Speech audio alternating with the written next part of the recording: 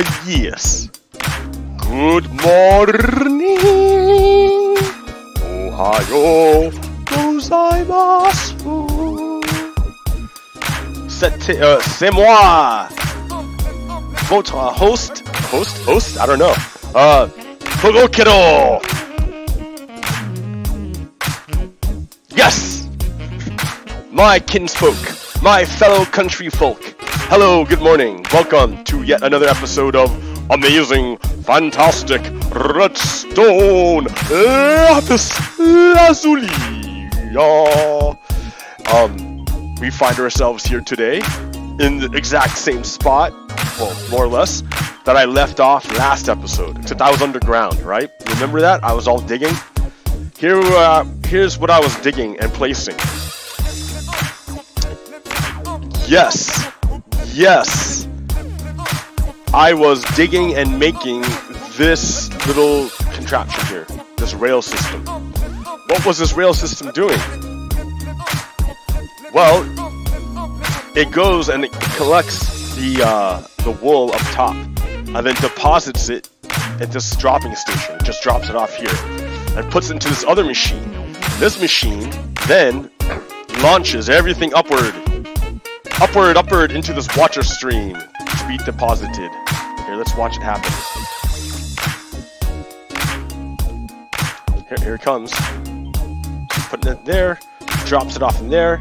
That stuff gets launched up there. And where does it go? It gets put into these boxes here. It goes up from there, over to here, into these multitudes of wool. We have so much wool, it's ridiculous. Like, it's the Wool Emporium, yeah. Rainbow Wool Emporium. Free wool. Take what you need. That's how this thing works. So, what I did is I took all these sheep and I crammed them in a little bit closer. Just a little bit closer. Then I put droppers on, or dispensers on top, which fire off every time one of these sheep eat the grass. That drops off their wool onto the ground, and then it's picked up by the hopper underneath. Continually. So now we have almost unlimited wool, you see. All the colors eventually get picked up and dropped off. That's what we're doing here, guys. That's what we're doing. Yes. All day. Every day. Well, eventually it'll get filled up. Okay, so there's that fantastic rainbow, yes. And then I made this other machine here. This is by Skippy6. Yes, this is a cow machine. Automatic cow farm machine. So how does this work? Well, you grab some wheat. We grab some wheat here to feed our cows. We go up to the feeding chamber. Make them bob up here. Hey, what's up, guys? We pack them full of wheat, right? Full of love. Oh, yes. Oh, yes. How wonderful. Okay, you guys are all full of wheat, and you can reproduce. So we drop that, and then they just spit out the babies, right? Spit out the babies. Check them out. And the babies live in these cramped quarters until they're ready to be processed by adults, right? So keep on spitting the babies out. When they're done, maybe it takes a little while. I think they're done. Alright, what we do is we hit the button and all the adults get cooked. Yes. All the adults get cooked. And their byproducts, their products are placed in this box, which is food and leather. So how great is that? That saves all this space here that I had used, or we had been using to keep the cows. Instead of all this space, they're now confined to this little tiny place. And all these sheep took this entire building. Remember, it took all this space. And I reclaimed all this space in the name of art and confined the sheep into much more convenient locations where everything is done automatically. I don't have to worry about it. It's just done. See it? So with all that, yeah, and then I fixed Unifaragon's automatic machine here to start cooking us chickens again, just to have, you know, just to have stuff. I cut down the trees, all the trees. There were so many trees, so I kind of cleared it out a bit, makes it nice. What else? Yeah, well that's it for here, right? Let's take a trip. Oop, not here. Let's head back to Central Station. Central Memorial Station.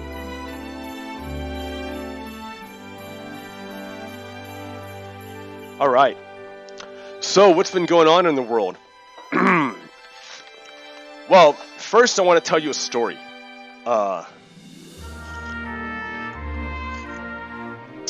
On April... Man, this music is terrible. I can't handle this. Hold on, let me fix this music. You know what? Like, it's cool, but I need something a little more familiar, right? To be telling you these things. Alright.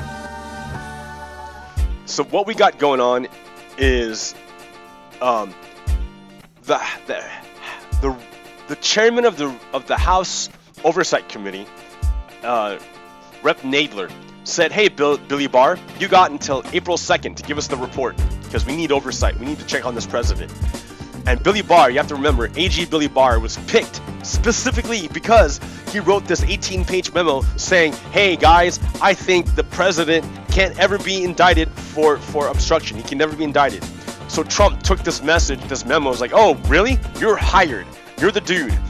So Billy Barr is the cleaner, right? The fascist cleaner. What he does is he comes in and he pardons everyone and cleans up after the mess, after they committed this horrible crime. He did that in Iran-Contra affair, and he's doing it now with Trump, Russia, and it's awful because he ignored his constitutional duty to give over the report. He's hiding it. He's doing a cover-up. It's what he's doing. That's his job for the Trump campaign, for the Trump regime, is to cover up.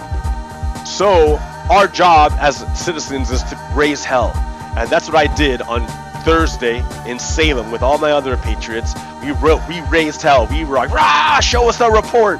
So you have to understand, guys. There's a giant storm of propaganda waving over us right now. You guys, like, maybe you get it, maybe you don't, maybe you feel something's happening, but you can't put words to it. Let me help you out. It's a storm, a wave has crashed over us. Not a wave, but a giant storm of propaganda. Remember, they've done this already.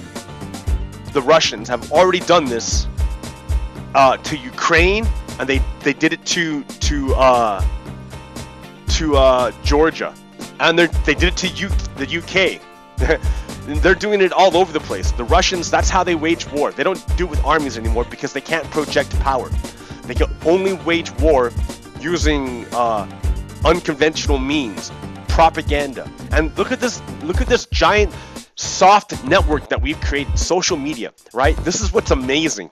It's a giant soft target, the social media. Like, there's no defenses. There's zero defenses. You plug in directly to the citizens of the country, directly to them, right? There's no mediation between you and the citizens of the country. If your post goes viral, they'll spread it for you.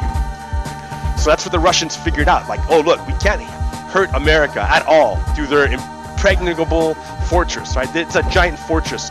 Our conventional means cannot get through to them. We cannot do it. But their brains are totally exposed. They're so soft. Look at it. Look at it. They didn't protect it at all. Look how soft. Poke. Ah, look at it. Look how easy. So the Russians are like, great, let's, and they just send in their stuff into our brains, into the West, right? Totally open. Because why is it totally open? Why is this open? Why is it open like this? Because you got to look. Now we're focusing on the social brain of America. The social brain of America is divided into two camps. We have two camps of Americans, right? We have some Americans on this side and some Americans on this side, and their bubbles are totally different worlds, right? There's one world that's true. There's the truth. But these guys are saying one thing, and these guys are saying the other things, and they're not equal. They're not equivalent. These guys are closer to the truth than these guys. These guys are far away from the truth, but they don't know it. Like, the truth is out there. Like, no one has the entire truth, but some are closer than others. And this group is closer than this group, right? It's closer. They're closer to the truth. So these guys are fighting each other in trying to figure out whose reality is going to win out. These guys have the wrong facts, but they're trying to make their version of reality win anyways.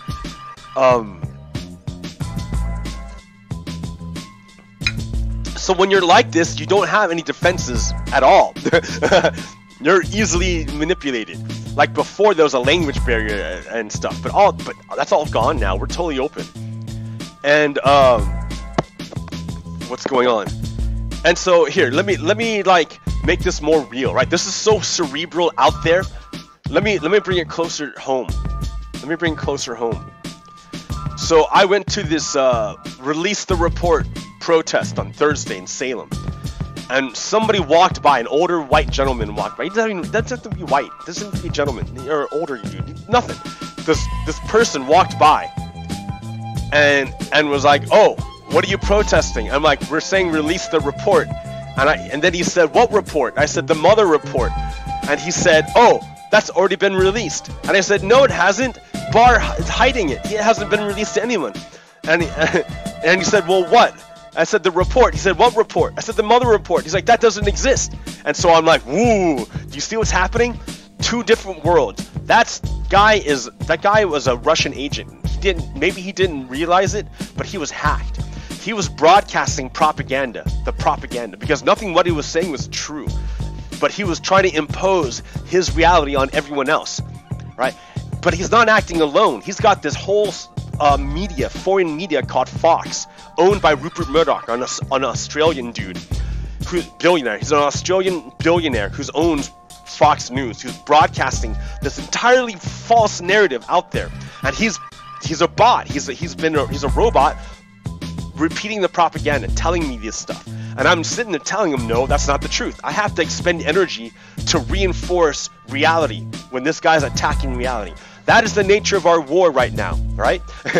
And it's a war of attrition. What they want to do is wear you down so that you give up and you just unplug and you don't want to engage anymore. That's what they want to do, because when you do that, then they can, when you're not looking at them, they can operate in the shadows and keep moving. But that wasn't the only instance, right? That was just one example of it. Just one example. I had to shut this guy down. He insisted on telling me wasting my time by saying, "What report? What report?" You see what I mean? I had to shut him down and say, "Get out of here, you liar." I had to call him by his true name, a liar, and to make him leave. And yeah.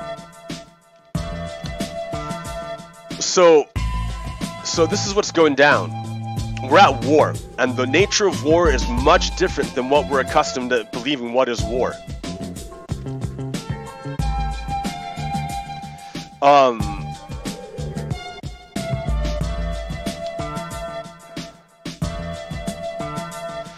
Another example was that I did my customary Saturday morning protest. Every Saturday morning at the Salem market, I do this protest.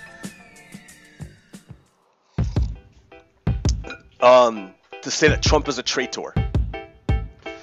I just sit there and hold my sign. That's all I do, is just hold my sign. And then certain kind of people will come up and talk to me. And like either I'll get like a thumbs up, I'll get a reaffirmation of the message I'm putting out there, or I'll get an attack. And that happened many times during the Saturday morning market. I was kind of surprised, because after all this time, with all this information that has come out, you would have thought that people would know by now. But what has happened between the last season's market, the last market of last season, and the first market of this season, is that the lines have hardened. people who are pro-Trump are really, really pro-Trump now, and they got in my face about it. So, let's see if we can find any more. Come on, where are they? Well, here, let's see where all these guys went, right? Look, where'd these guys go? Let's find out. Here, I can do this way. I can make it two sides. Yeah. Oh yeah, dude, I can make this nice. Oh, they're right here. Ah. So they're in my little hole. You're in my hole, guys. You can't get out now, and I'm just gonna like kill you. Oh, look at that. Oh, geez, you're in my hole now, right? Come engage me. Fall in my little hole. I'll pick up your experience, and I'll take your balls. Yeah, come engage me, Nazis.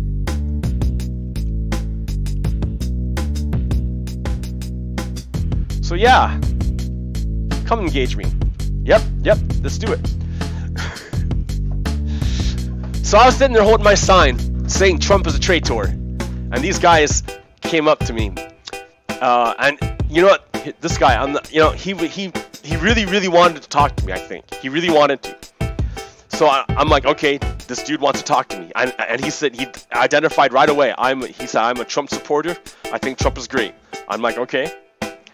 And then so we started, right? And then so the first thing I said, all right, was, all right, well, all we got to do is see the report. And then what he said was that, oh, the report's already been released, and I already said nothing. So immediately, boom, the very first thing, we don't connect at all. We have two different worlds. In my world, Barr is covering up the report. In his world, the report has already been released, and it's already exonerated Donald Trump, and we need to be talking about something else, like what is Obama and Hillary doing to overthrow the government. You see what I mean? So the very first thing, this guy really wants to engage with me, but he's in another world. So what he's trying to do is basically scrub out the truth. This is what I'm talking about, right? The war. He's trying to put his reality out there that makes you want to buy into it. It's like gaslighting. He wants to gaslight me. He's telling me the short line is the longest. And I'm like, no, dude, this line over here, this really long line, this is the truth. This is where it's at. And he's like, no, man, this one here, this is the longest line.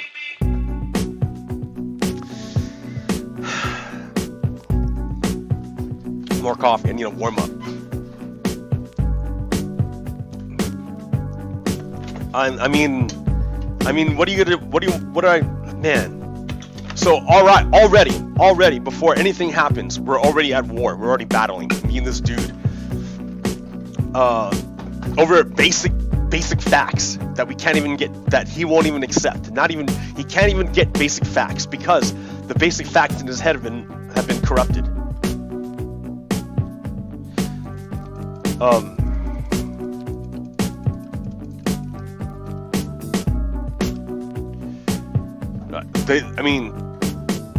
Yeah. He has no base. And so we spend the next 5 minutes, bit by bit, escalating. And the thing is that he had backup, so he had his family there, who provided backup.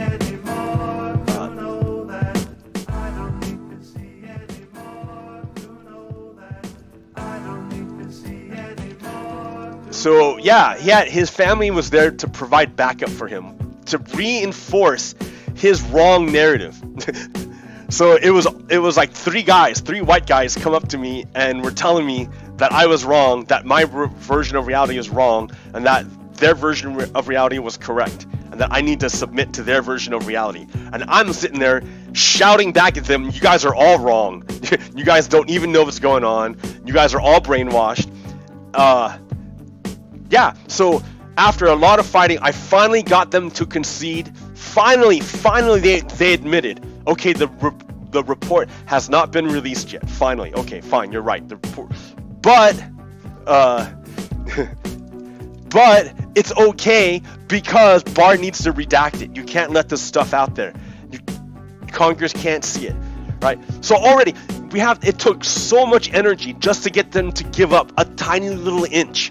And then once I gave the tiny little inch, there was a whole other wall I had to break down again.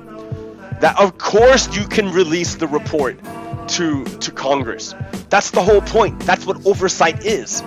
They get to see everything, right? They see everything.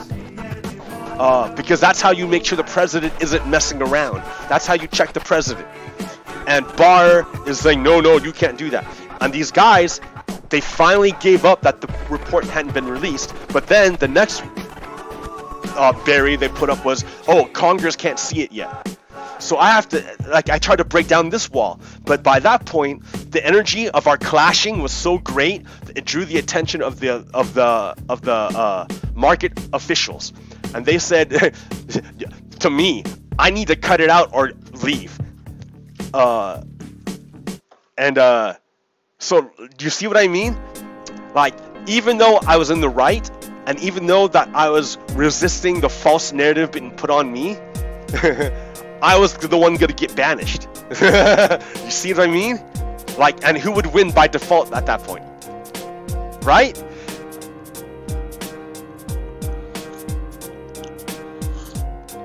So this is what's going on, like, countrywide. You have to like make it. You know, this kind of fight is going on the airwaves too. It's going on everywhere. And then I had another woman. My third example of this brainwashing, two different worlds, was this other.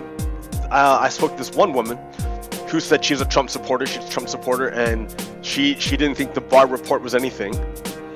And then I said, well, why is it that they're treating it differently than when they impeached Nixon and Clinton? And then the lady said, oh, they never impeached Clinton. And I was like, oh my God, what? They never impeached Clinton? What? I about lost my poop. I couldn't handle it. Like this is how wrong they are. They are in such a different world that that there's no common ground, right? We don't share a similar reality. We share a similar material reality, but like mentally, socially, totally different worlds. They like brainwashed is what's going on there, and then they're forceful about it, and they keep broadcasting their brainwashing, gaslighting, a nationwide gaslighting attempt. Right. So when I say there's a storm upon us, that's what I mean. I mean there's a giant propaganda storm awash everywhere, trying to make you lose your sense of reality and to make you doubt your perceptions and to give up your values and just tune out and slip beneath the waves of unconsciousness. That's what's going on, guys. That's what's going on.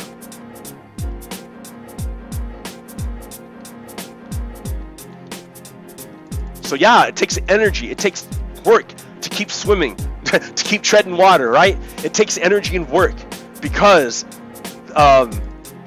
it's always trying to drag you down, right? It makes you tired, it makes you want to give up and not want to pay attention anymore and just dip your head out of it. You can't keep your head above water. You have to go to sleep and like just focus on working and doing your daily life. You can't pay attention to that stuff. Let them handle it. I know.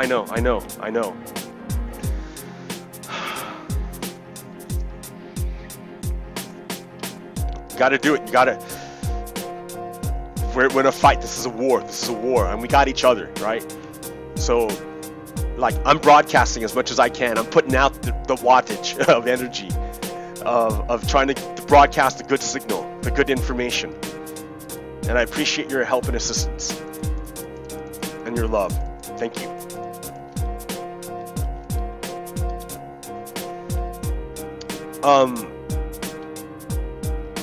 So yeah, hey, we are awash in a storm of propaganda, and this propaganda makes you, trying to keep your head above water, above all of the lies, and keep a firm vision on things. That's hard to do by yourself. It's hard to do. But check it out. See, I believe our ancestors were working on a project, By coming together, they felt that they could make a world better for them, for themselves, and for their children. And by that coming together, they did it, right? They, individuals became tribes, tribes became nations, nations became the world, right? Right? Because this is like, we got to see, we're all in one globe. We're all on this planet together. Like, our waste doesn't go anywhere. We got to deal with it. There's nowhere else. There's nowhere to offload our bad stuff. Everywhere is us. Everywhere. So we got to deal with it. It's no offloading it. We got to deal with it. So we're in a storm of propaganda, and it's going to start getting deep, and it's going to get hard. So we need a way to so we're not just treading water. We need a way of holding on to each other.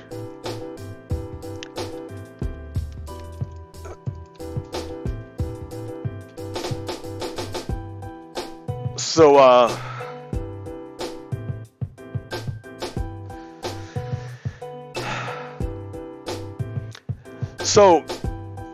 I don't know. That was the story of the flood in all of these cultures. It's an old story. And the flood was coming, and one person had the foresight or the knowledge or the divine inspiration, whatever, to make a structure to protect and preserve all the diversity of the world.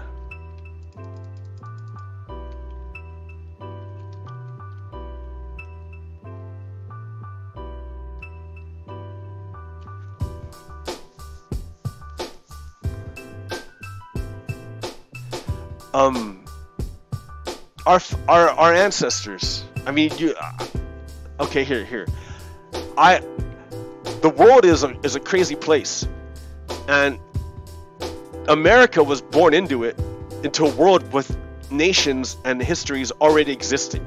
It wasn't born into a vacuum. America was born into a world that was already there. America, or the United States as a nation, was born into a world that was already there, that already had a history.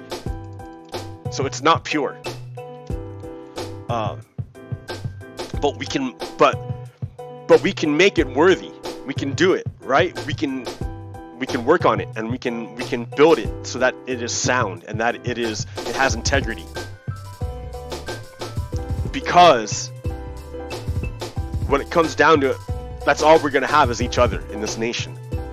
Against and there's other nations that, they're doing their thing. We got to do our things and take care of our people.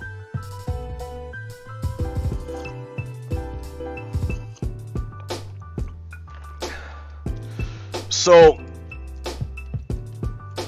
we have this nation building, but then there was this other group of people who had a different idea of what they needed, what they wanted to do.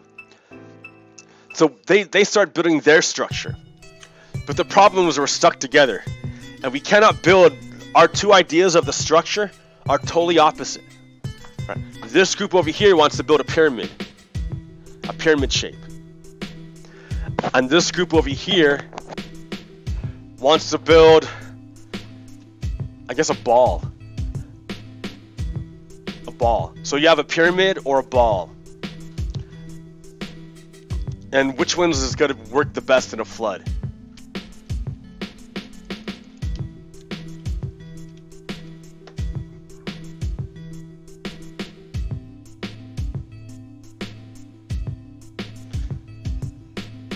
I look at nature.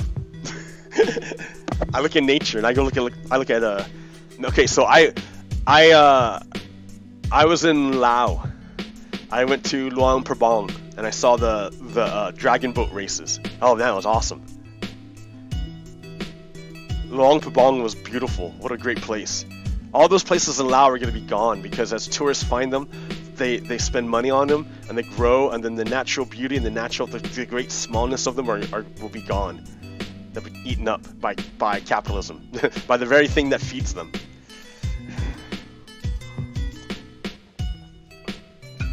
But while I was there, I remember sitting there and noticing the ants. The ants are like everywhere, but they're nowhere. Like they're not in the way. You don't like, you're not gonna step on them or accidentally like crush them or whatever, right? But if you leave food around, that's who's gonna, or if there's crumbs or something, that's who's gonna come pick it up. That's who the cleaners are. Like, I guess the human equivalent. I don't know. I wouldn't say that.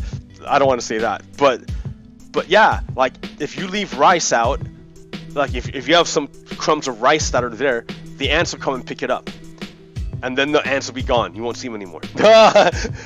If you put a bottle of soda on the ground and you pick it up and there's like sticky residue left over, you know, the ants will come and pick that up and then they'll be gone. Like it's so, like nature just like it just did it. I don't know. Super efficient. Why was I talking about that? Oh yeah. And then when the rains come, there's this kind of ants. Is what they do is they clump into a giant ball, and this ball floats.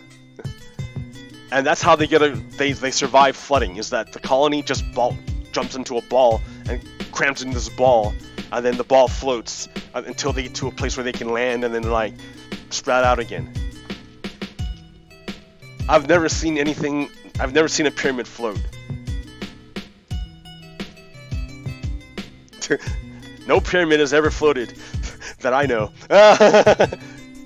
So our founding fathers had this, you know, had a great idea. The manifestation didn't come out so well because we're making two separate structures, right? One group wants to build a pyramid, another group wants to build a ball. But here's the thing: we're making the structure out of ideas, right? That was the contribution of our founding fathers. Is that the thing that binds us together are ideas? It's not our race, it's not our religion, you know, it's not our sex. It's not where our ancestors came from, what country they came from. What binds us together is the idea. A bunch of ideas. Freedom, justice, and liberty. Truth. That's what binds us together. These ideas, these are the things that we make our ark. These are the things with which we make our boat. And our founding fathers knew this. They understood it. They didn't implement it like perfectly, of course not, because it takes time. Like you have to build, like look at my farm, my sheep farm. Like the first incarnation of my sheep farm was not the best. It took time for me to look at it, to realize it, to get more information, to get more technology, and then I could build a better sheep farm. And now the sheep are like great. You know, I got all the rainbow sheep, and they're always automatically harvested. Like, and so there's plenty of wool for anything you could ever want, for anything. Right? Look how great that is. If everyone's taken care of, everything's great. But it took time. The incarnation, the idea had to mature, and the material conditions had to catch up to the idea too. Right? It's not just one or the other. Both, like it was multiple things that had to balance out in order to emerge into a new manifestation, a new phenomenon that was better than the old phenomenon. This is what we're doing.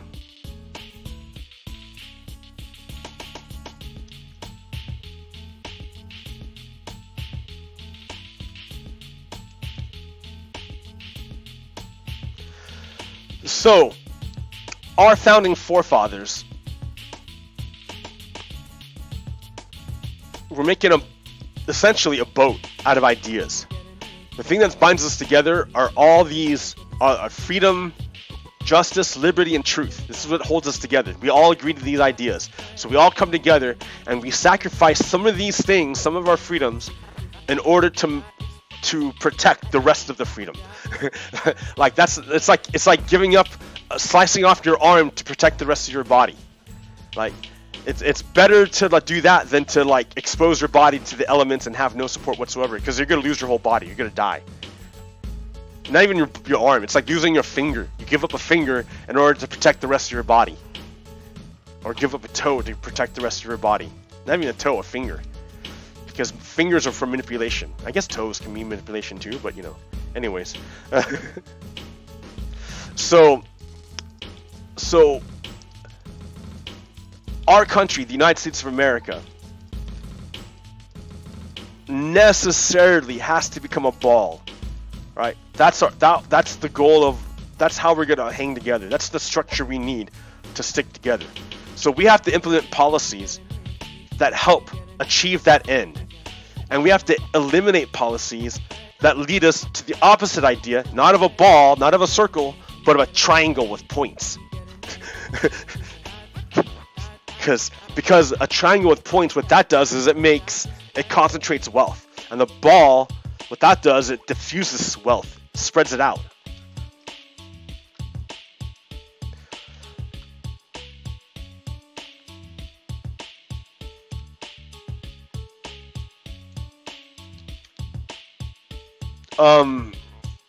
So in terms of justice, we know that Trump is super dirty, right? There's a law on the books that says if the chairman of the Ways and Means wants to get anyone's tax returns, anybody's, he shall. It's in law, it's in writing, it's a law that the chairman of the House of Ways and Means can look at anyone's tax returns, anybody. If it's someone important like the president, he has to see it in a special room. He can't just go, they can't just give it to him. He has to come into a special room and look in the, in the special room. That's the only place he can look at it. He can't take it out. Let's go skywalk.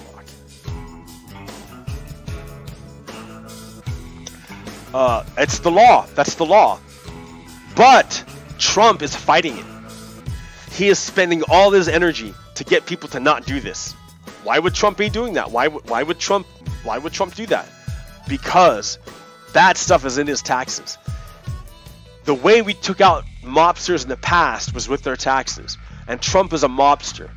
That's why Trump is deathly afraid of showing off his taxes, because that's what's going to do him in. He's a mobster. Trump is a mobster, and we're going to get Trump the same way we got all the other mobsters, through his taxes. Yeah, we're in a hard time, guys. It's a storm going on right now. They're trying to break your will. They're trying to make you give up. And your greatest resource is one another. For always and ever. It will always be one another.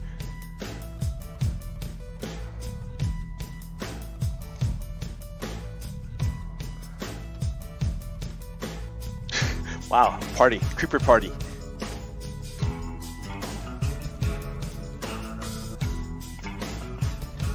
What's up, guys? Jeez, look at that, 3 creepers. I feel bad for you guys. Go ahead, blow up in the water. That's alright, I don't care. Do it. Alright. This way, monsters can come out now. You're not stuck in the water.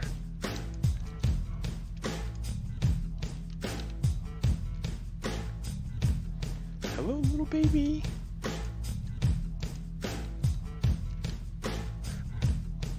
Yeah. Gotta stay awake and aware of what's going on. Remember, they're trying to break your sense of reality. They're trying to make you give up. That's how a coup works. You just accept the new power structure. No, never accept it. Fight for the Constitution. Fight for your rights. Fight for the rights of your neighbors. Never give up. We got this, guys. But you gotta stay on the ball. Keep focused. Don't let them wear you down.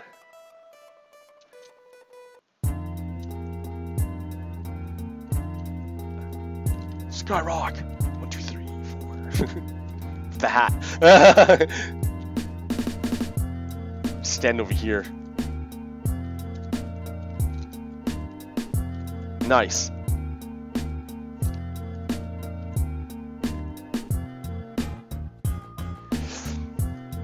All right, hey, that's cool, guys. That's 40 minutes. I don't have anyone to talk to, and I talk a lot, but yeah, I showed off my neat little thing. So there it is. All right, I'll catch you next time. Peace. Pogo Kiddo out.